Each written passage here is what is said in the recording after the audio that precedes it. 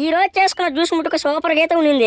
Hi friends, నిన్న మనం 2 బొప్పాయి పండ్లు అయితే కోసాం కదా, ఇట్లా ఒకటైతే ఎత్తి పెట్టాను. దాన్ని ఈ రోజు అయితే జ్యూస్ చేద్దాము. ఇంకా మనం తెచ్చుకున్న పండుని అయితే నీట్ గా కడిగేసుకున్నాం. ఈ పండు వచ్చేసరికి అయితే నిన్నటికంటే ఈ రోజుకైతే భలే మాగిపోన్నది. ఇంకా కడుక్కున్న పండుని మధ్యలో కోస్తా అంటే దాని లోపల ఉన్న గింజల ముట్టుకు చూడడానికి భలే ఉన్నాయి. ఇంకా బొప్పాయి గింజలు ఒక సపరేట్ గా ఒక దాంట్లో తీసేసుకుని చిన్న చిన్న ముక్కలకైతే కట్ చేసేసుకున్నాము. మీరు ఎప్పుడైనా సరే బొప్పాయి పండుతో జ్యూస్ చేసుకుని తాగుంటే ఒక్కసారి తప్పకుండా అయితే కామెంట్ చేయండి. మనం కట్ చేసుకుని ఈ బొప్పాయికాయ ముక్కలను అయితే మిక్సీకి అయితే వేసుకున్నాము. ఇంకా తొక్కులకు కొంచెం గుజ్జుంటే అది కూడా ఏస్ట్కి ఎందుకు పావాలని అది కూడా లాగిచ్చేసాను.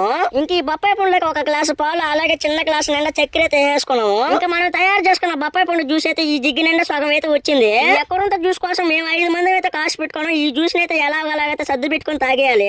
ఇంకా పోసుకున్న జ్యూస్ ని తలా ఒక గ్లాస్ తీసుకుని గబగబా తాగేసాను. టేస్ట్ ముడికి నా సారం కతక్కన భలే ఉన్నది. ఇంకా మా వాళ్ళందరినీ అయితే అడిగిన టేస్ట్ ఎలా ఉందంటే సూపర్ గా ఉన్నదని చెప్పారు. ఇంక వీడి చూడండి 2 గ్లాసులు ఎత్తుకొని తాగుతున్నారు. ఓకే బాయ్ ఫ్రెండ్స్, ఇలా మరిన్ని వీడియోస్ కోసం మన ఛానల్ సబ్స్క్రైబ్ చేసుకోండి ఫ్రెండ్స్.